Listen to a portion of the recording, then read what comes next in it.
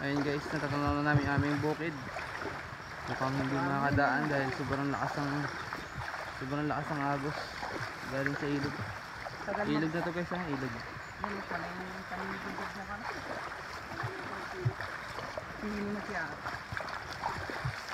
Hindi makakapunta ito sa bungod. Buhay pa naman yan. Ay, pero pag nabandikan ko yan. Ito guys, yung palayan ng aming tiyuhin din, no? Ginawa ng daanan ng tubig. Ayun, no?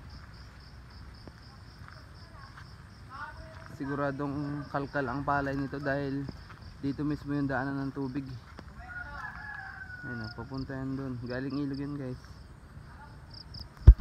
Pwede ka na magbangka dito, oh. Pwede ka na magbangka. Parang tubig guys.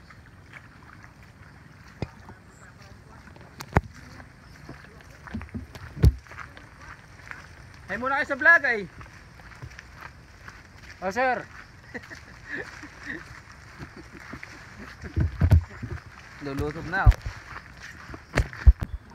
Guys, ito hindi daan natin pagpupunta tayo ng bukid. Pero ngayon hindi na makakadaan ng motor dahil sobrang lalim na yung daan. Bangka na lang guys ang pwedeng dumaan dito.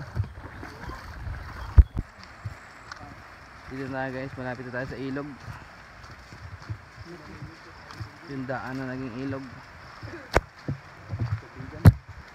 Naging ilog na.